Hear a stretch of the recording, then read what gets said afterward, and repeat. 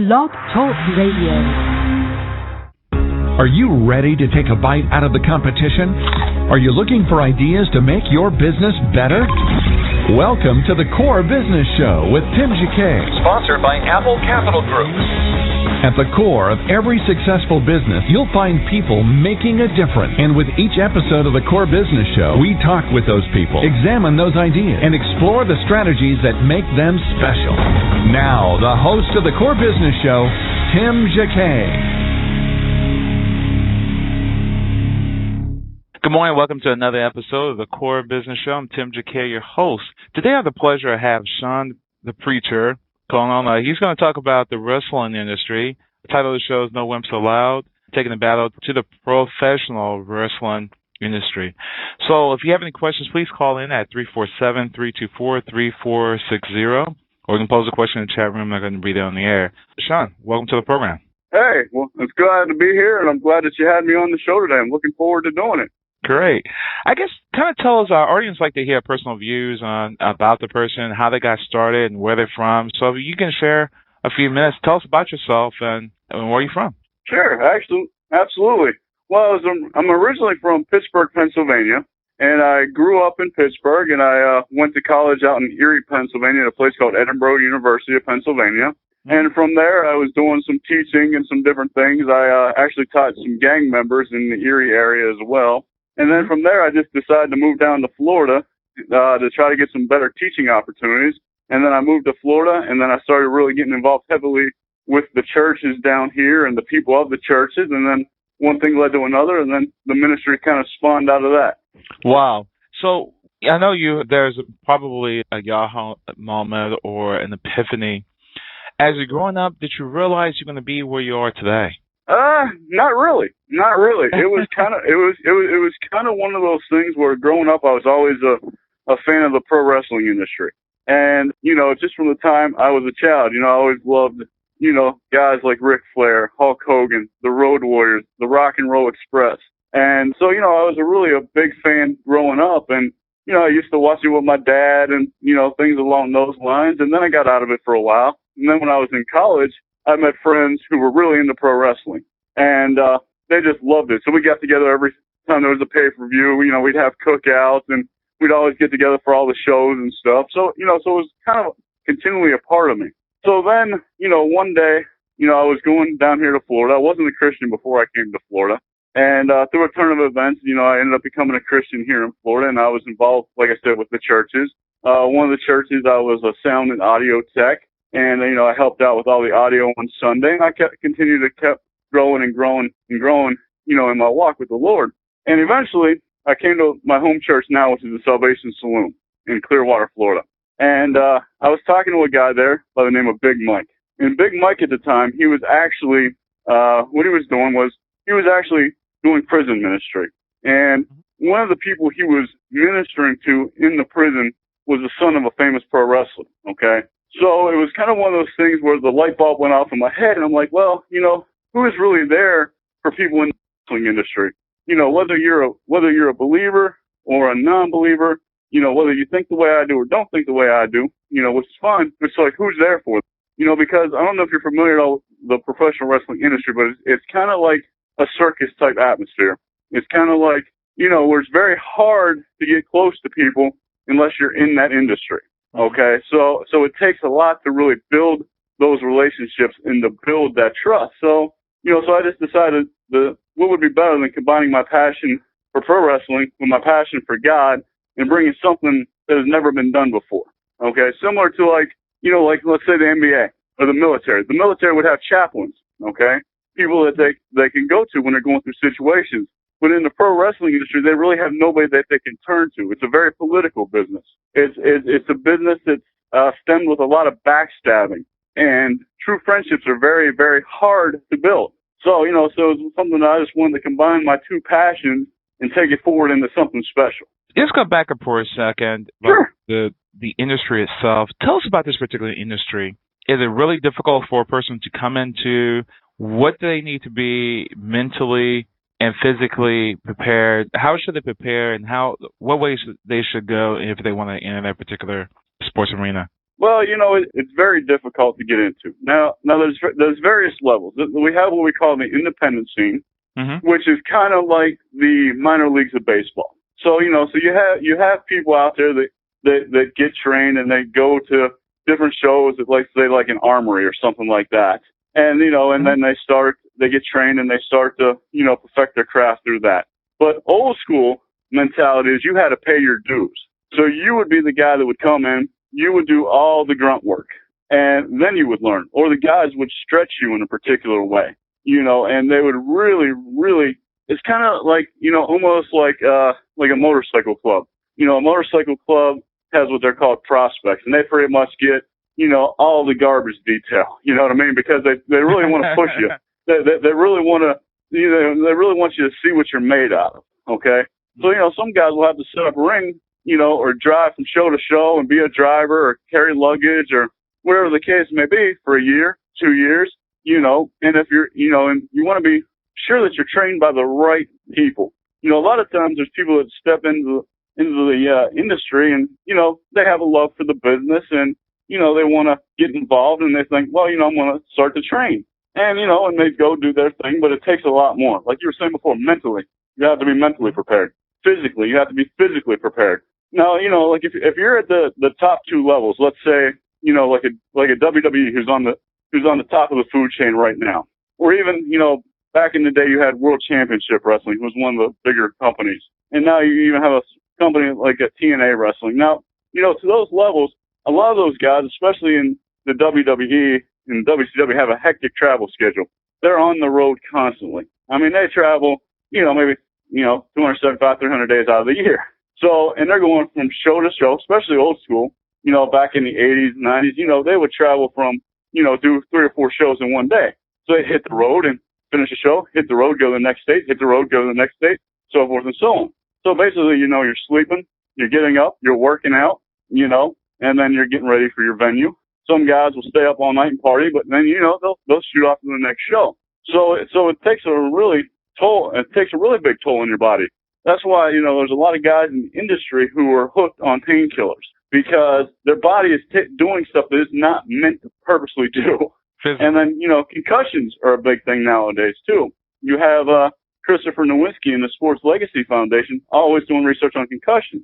There's a lot of guys who get hit in the head with a steel chair, and it really racks their brains. And not until recently are people really coming to realize the effects of that, and the damage that it could do. So, so to get, go ahead. No, go ahead. I'm listening. Oh, I was just going to say, so to get to beyond, an independent level, which, most states throughout the United States and even, overseas have independent shows. These guys work from show to show, get on whatever show they can, try to improve their skills, try to get noticed. But to get to the big company like the WWE really takes something special. You have to have a sense of charisma. Your character has to be just right. You have to wrestle in a particular way that fits to their television audience. So, in the early days of wrestling, guys would go on the microphone and they would cut promos off the top of their heads, which was a lot better because it would enable people to think on their head, think on their feet. But nowadays, a lot of stuff is pre-scripted. So these guys got to come in and memorize all this stuff. And sometimes when it comes across, it doesn't come across as it should because you have a team of writers trying to portray something. And we're talking like, a WWE level here, as opposed to the guys just being who they are and really helping things to work based on, what your role is, whether you're a good guy, a bad guy, somebody's in between, whatever your constitutional boundaries are for that character. I follow. So do they physically, I know the stretching, the motion, the physical hits and so forth, when it comes to really throwing things and really hitting someone with a chair, how in the world can a person can be fit enough or have enough strength to endure the constant hitting? And I know you mentioned some of them are addicted to painkillers to kind of numb the pain. But like, for example, like if you're Lou Ferrigno, I think that's his name, from the Incredible Hulk. Right. Full of muscle. Yeah, throwing the chair on him is not going to really hurt. You got to be hit it really hard. If you're close to him, it's not going to really, it just bounce off of him because, he's so dense. But when you get that big, you can't move. Physically, you can't move as fast. Right. Exactly. Yeah, so Well, you know, it has its physical limitations because if you're bigger, that'll mean you're actually better, but then it limits your mobility because you can't fit certain things. You can't. But however, someone hits you with something, you have more of a chance to survive that. correct. And, you know, back in the day, it used to be that they used to push the guys who really, truly looked like wrestlers. Big, huge guys, larger than life. But nowadays, you know, you got people of all sorts of different sizes and abilities and, you know, from, you know, levels of quickness and, you know, things along those lines. But, you know, whenever you get hit with a chair, regardless of how hard they swing it, it still hurts. Because, you know, because even if you're taking it to the back, even a guy like Lou Ferrigno, yes, he has some muscle to add a little bit of padding, but if you get it right in that wedge of that spine, it's still going to hurt. You know, and also the thing is, too, is whenever guys get hit, their endorphins are at a high level. So they're not feeling that pain right away. You know, sometimes when they get clocked in the head, obviously they're going to feel that and they're going to get woozy and that's going to hurt. You know, but a lot of times, too, they have the endorphins running through them. So, you know, that endorphin kind of puts you on a natural high, but it's whenever you get it in the back that pain really kicks in. You know, all those things that these guys go through hurts in a big way. Now, I've never been in the ring myself, but from people I've talked to and from the studies I've done, you know, these things do hurt. I mean, you know, you hit somebody with a steel chair or put somebody through a wooden table, you know, it's still going to hurt. You know, or, you know, some of these guys even go to the extreme and do hardcore matches, you know, where they cut open each other with barbed wire and stuff along those lines. So, wow, you know, just to add, you know, a different element to the show, because the problem is a lot of times in the wrestling industry is fans always want more. And a lot of times, though, people don't realize the danger that's involved of people giving them more. It's like whenever you're, you know, you're watching a wrestling show and, you know, fans make fun of people for screwing up, okay?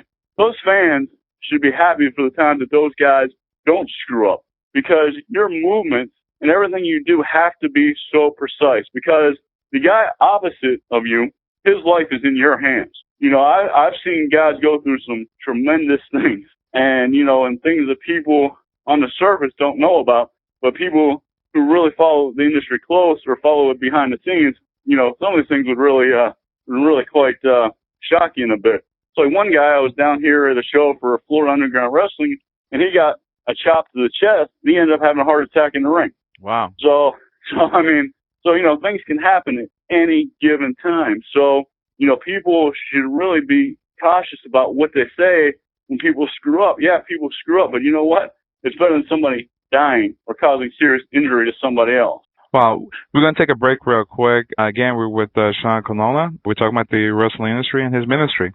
I'll be back in a second.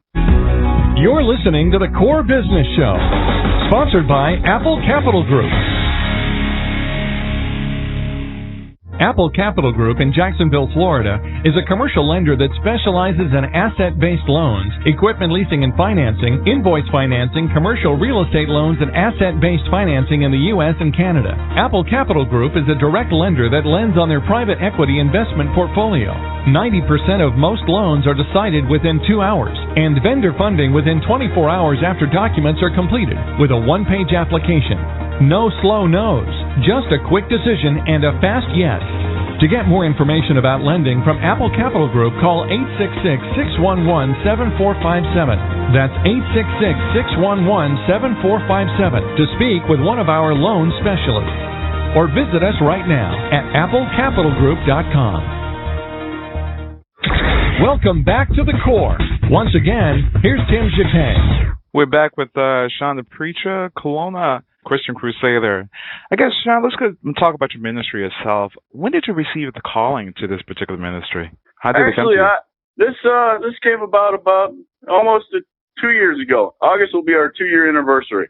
Wow, congratulations. You know, thank you very much. Well, you know, there's still a lot of work to be done, and I'm still not at the level we want to be at yet. And you know, I'm sure, you know, we'll talk about later on about, you know, some of the needs and stuff. But, you know, people like your audience is people that we need, people that are very business savvy, because that's one thing that I don't have. You know, I have the ability to go out and preach and build relationships and do that sort of thing. But, you know, really establishing all of the elements of business is, you know, very difficult for me. And I, you know, applaud everybody who's out there who's able to start their own business and who can get all the inner workings of things done. I mean, that's just amazing to me.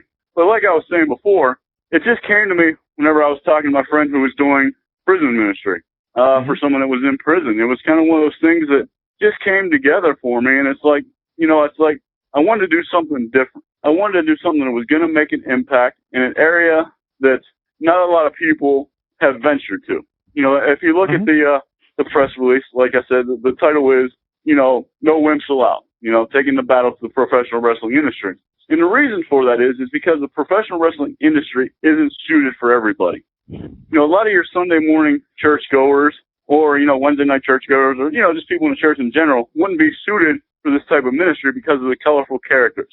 Sometimes the storylines that they use can be off color. Sometimes the language that people can use can be off color. So you really have to be equipped and, like you said, have that calling to be able to do this. For example, it's like, I used to be a part of the CMA, which is the Christian Motorcyclist Association. And, to minister to the biker community takes a special gifted individual because you have to really understand that community. You really have to understand that culture. And some people going to a biker event would be, they'd be beside themselves. Man, how are you out here? And how are you talking to this person? How are you talking to that person? Why are you talking to that person? Or you get some churches that, want to deliver the hellfire and brimstone speech, which is absolutely ludicrous. So, because, you take a look at it, from a scriptural standpoint, and I know everybody, doesn't believe the same way I do, but if you look at the scriptures, a person like Jesus would minister to prostitutes. He would minister to the people who are considered drunkards and so forth and so on. So, so you really have to, like you said, be equipped for that calling. What, if we look at the particular calling today, I would say probably, and I've been in the church for well over 30 years, active in all the different denominations. If you really think about it, if you look within the past, since 1990 or really the mid-90s, we have grown in this country leaps and bounds with mega churches that we've never had in the history. More people, I would say, is going to church, or we just keep in numbers. We're having, from the Catholics to the Protestants, huge facilities. Of course, you had a lot of corner churches that were small and they were regional, but you have these little small churches all of a sudden mushroom to giant churches. What are you thinking? What are your thoughts on why this phenomenon of having these huge churches these days? Is people being ministered to through different niches, like your niche? You have a biker niche. You have people who want to focus on the wrestling niche, those on youth ministry, those on this or that. What are your opinions why we have grown as a nation with so many churches? Well, just because the number of churches have grown in size doesn't mean that the people necessarily in the churches, as I'm sure are honestly Christian. Because there are times where, people would go to churches and stuff out of routine. They will go to it out of tradition. Like their families went, and then, they're going with the family, So, Jesus said, that a Christian will produce fruit. And, if you don't, to me, personally, if you don't see fruit in that person's life, it's very hard to say, are you really walking with God? I don't know that for sure. Only God knows that, you know what I mean? So I'm not one to make that assessment, but that's one of the things that, that in my own mind, I have a tendency to look at. Are you giving of yourself to others? Are you practicing joy? Are you practicing patience? Are you practicing forgiveness? For churches, a lot of times though with churches, it's a fine line because sometimes with mega churches, you got to be careful because some people get so involved in activities. They just want a place to belong. That they're not truly there for the message of the gospel. They're there just to have friendships, just to have something to do, just to get out of the house.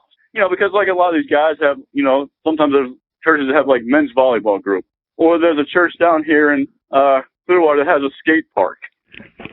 So a lot of times, it's good that people are there and that they're hearing the message because God says whenever his word goes out, it will not come back void. So that's good. But, it's hard to really say where the influx came from. Because, there's also churches that were closed down. There's a lot of small churches that were closing down that were merging into other churches. So, sometimes that also accounted for your mega churches. And it's like, if you have a family and let's say, one person in the family is a believer and then the husband tags along, because he wants to, be nice to his wife and the kids come along because, they want to support mom, that sort of thing.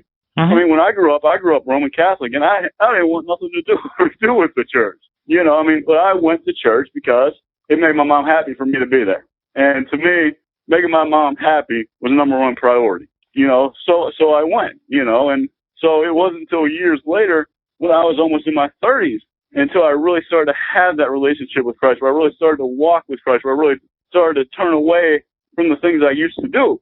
And that's not to say I'm perfect. I'm not perfect in any sense of the way. I mean, I still got sin issues myself that I'm dealing with and that God's dealing with me with, And that's one of the things I really try to, bring into the wrestling ministry is a paper-thin honesty. If you want to know something about me, ask me. I will tell you. If you want to know what I'm struggling with, I'll tell you, because then you can relate to other people. Then the curtain is removed. There's no sense of secrecy. You know what I mean?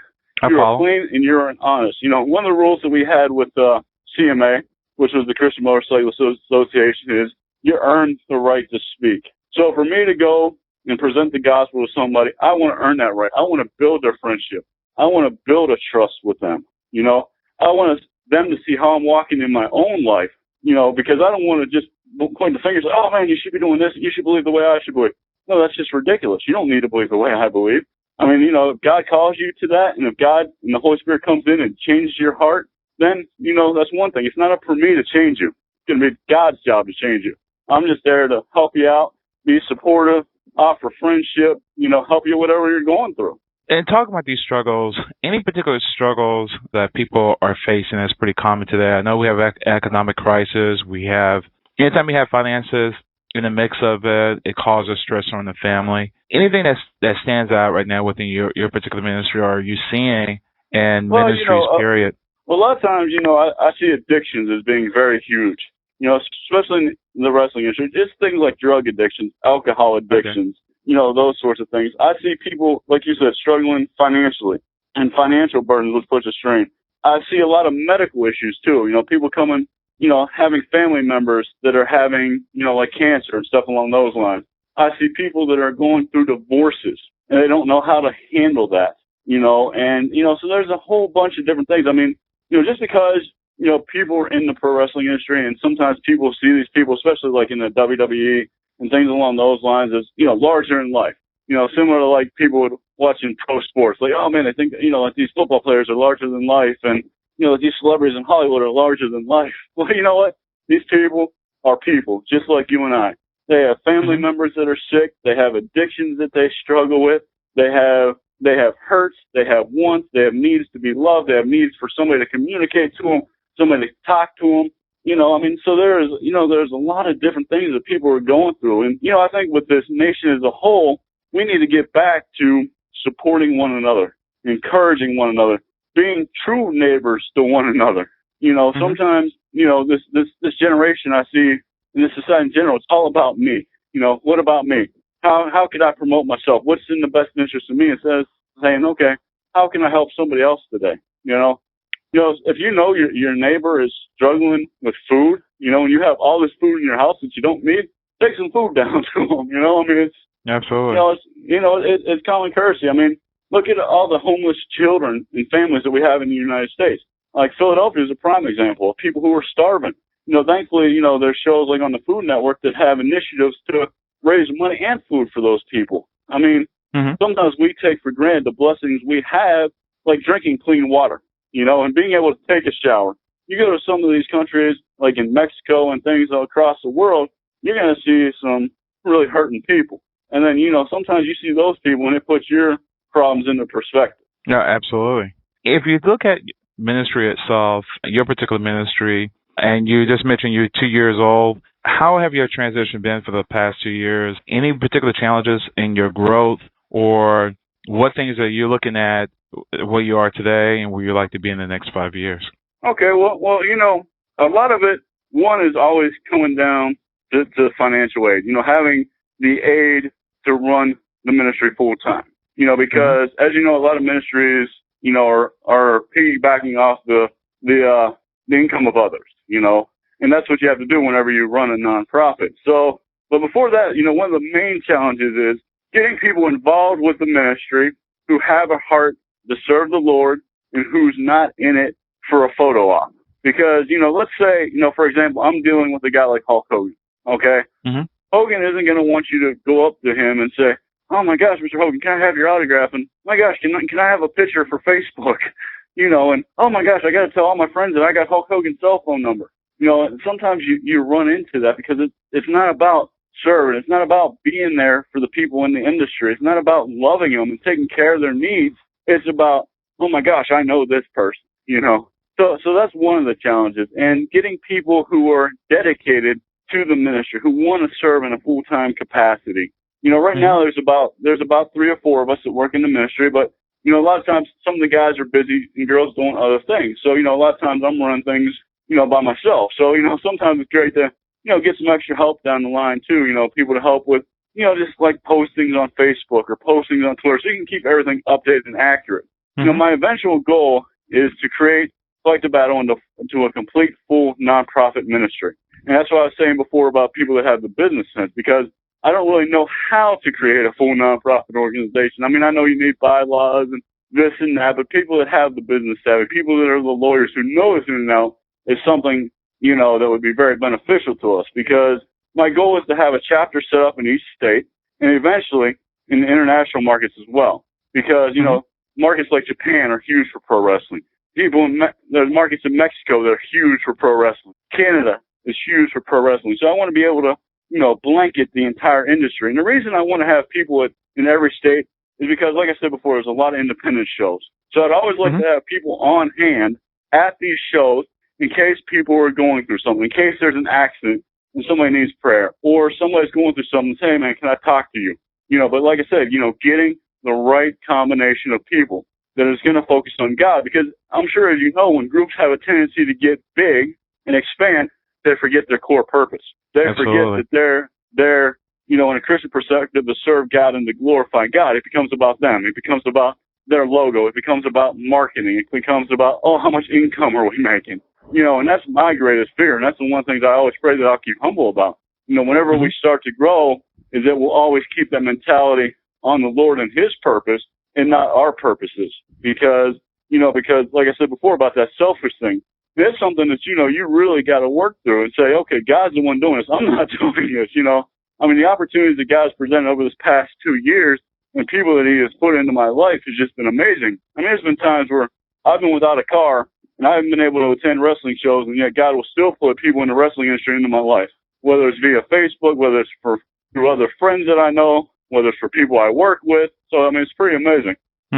Back to how do you do certain things. You can go to your local SCORE, which is part of the SBA, and they have lawyers that's free of charge, don't cost you anything, can help you set your business up for your nonprofit, whatever you're going to do for profit, and they help you out on that. And it's called SCORE, retired executives from different companies, and that help you with that. And they have local offices everywhere, right there in Florida as well.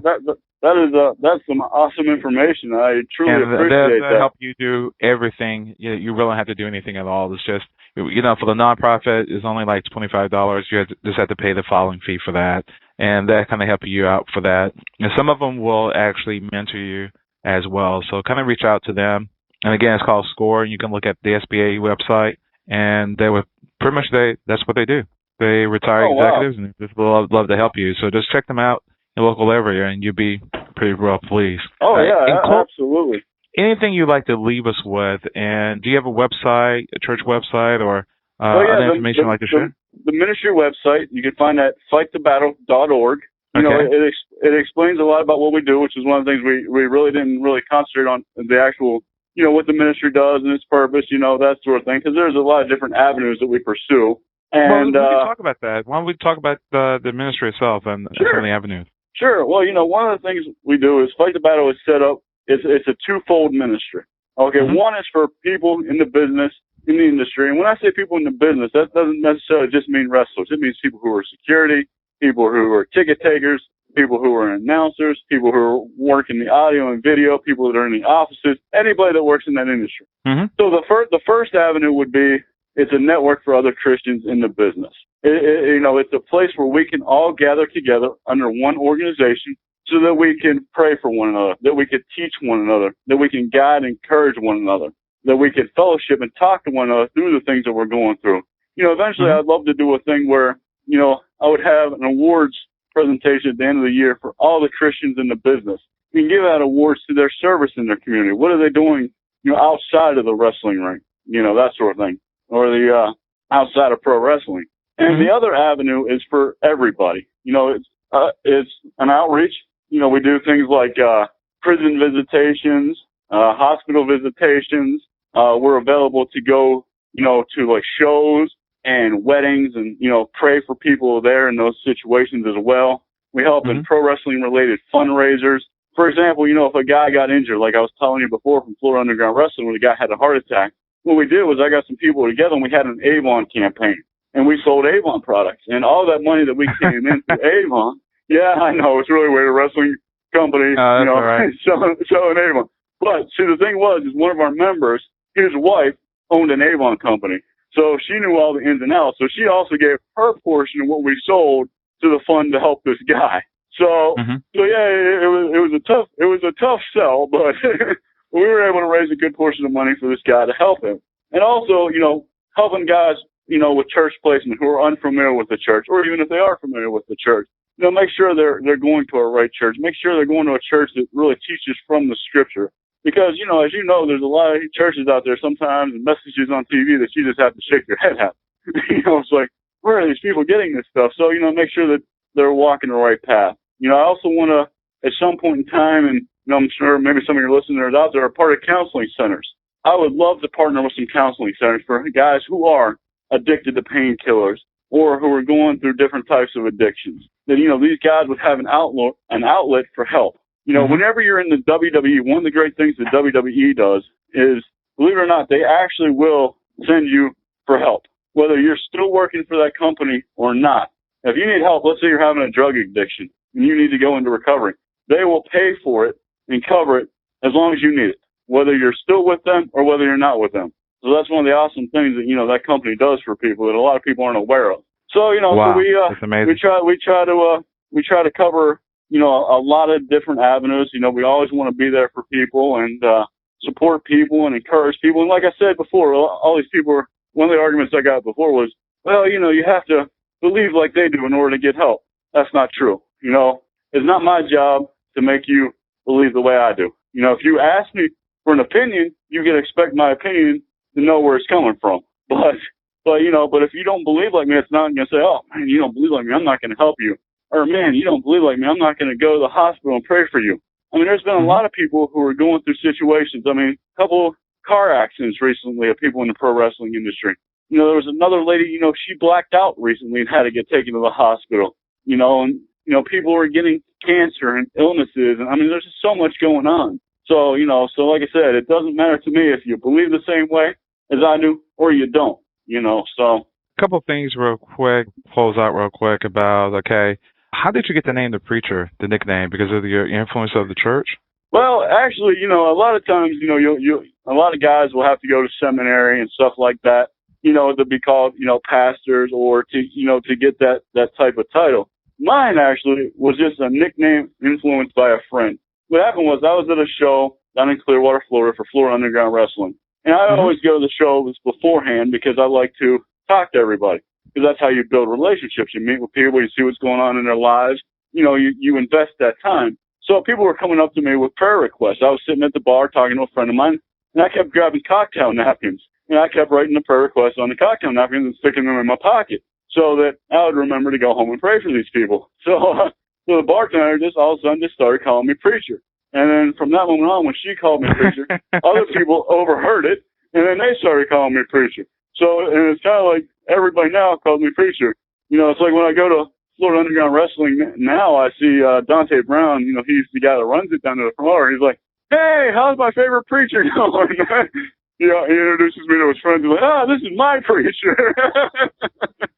So, yeah, I would love to, go and do the seminary thing and stuff like that. A lot of it's just more financial things than anything, really trying to be able to do something like that. But for a lot of people, what they really don't know is the Greek meaning of the word preacher isn't actually similar to like a pastor or a reverend. The word preacher actually means assembler of men in the Greek. So what I'm actually doing is I'm going and I am assembling people through the ministry. Wow. Lastly, fight the battle. I know we kind of highlighted it earlier. Just kind of recap that real quick. Fight the battle campaign. Okay, well, just to recap, Fight the Battle is an organization. It's a Christian-based ministry. It is a Christian ministry that is geared towards believers and non-believers.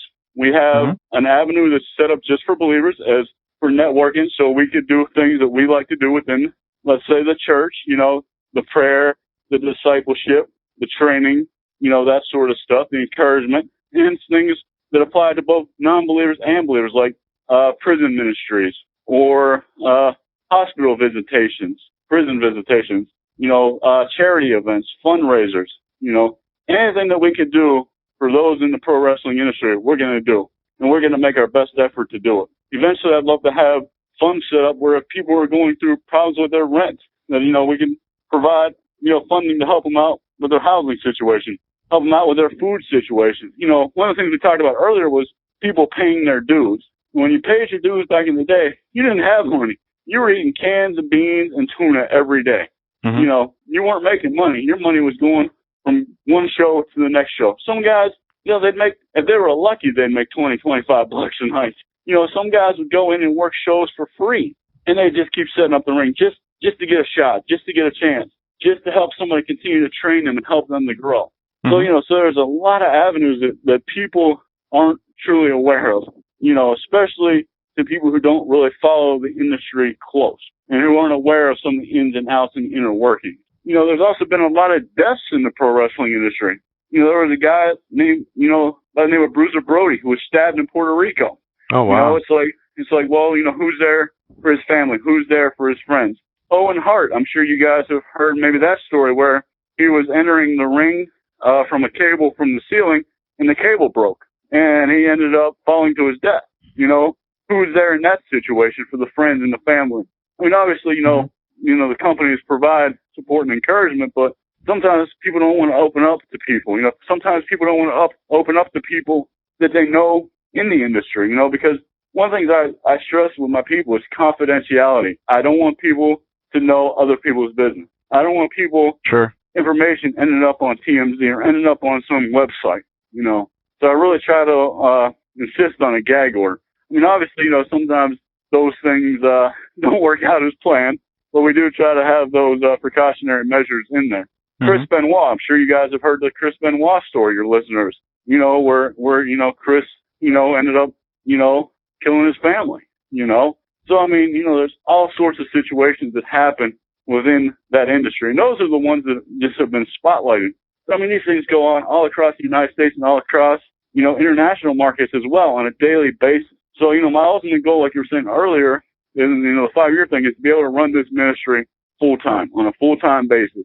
Put my blood, sweat, and tears into doing this each and every day. A lot of it is just, like I said before, the funding to be able to do it. If I had the funding to do it, there's a lot of work that could be done. But it's all in God's timing. Go ahead. Oh no, go ahead. No, go ahead and finish your statement. Oh, I was just saying, it's all in God's timing, and sometimes, as a Christian, one of the things God teaches us is patience and waiting on His timing and not our timing. Because a lot of times we don't realize that God is working behind the scenes to set things up, and, we only see things a certain way, but God, like I said before, in my perspective and the way I believe, is setting things up, behind the scenes. And, something's going to happen and something's going to kick in, and I'm just going to continue to pray and wait patiently and continue just to keep grinding away. Well, we wish you the very best, Sean, and I know that you're going to be real successful in your endeavors. Reach out to SCORE. They're going to help you try to get your ministry on a nice foot, and probably I'm sure you're going to probably network with some other ministers as well to try and get your ministry, really up and going. But again, I really appreciate you coming out to the program. And lastly, any last thoughts you would like to leave us with, or anybody who's coming up? Well, the only thing I just really want to say is just thank you for this opportunity to have me on the show, and I pray that you will keep in touch with me after we get off the air, and let me know how things are going with you. Let me know how things are going with your walk. I know, like you said, you've been in and out of the church, and if you need me for anything, I'm always here for you. Sure, I really appreciate it. Thank you so much. I appreciate you joining the program today. No problem. Thank you very much. Have a good day. Okay. Bye-bye. Take care. Bye-bye. Again, it's been another production of the Core Business Show, sponsored by the Apple Capital Group. You can download this episode on iTunes or Blog Talk Radio. We do ask you that if you do go to iTunes, go and write a comment. Say how this show have blessed you or given you some wealth of information that you can use. Google Plus it, share it. Thank you for listening, everybody, and everybody have a great day. Thank you for listening to the Core Business Show with Tim Jacquet. For more information about equipment financing and asset-based loans, visit our website, applecapitalgroup.com. That's applecapitalgroup.com. Or call us at 866-611-7457. We hope you'll join us for our next episode. And remember, you can always get to the core via iTunes. You'll find all our previous episodes there. And thanks again for listening to the Core Business Show with Tim Jacquet.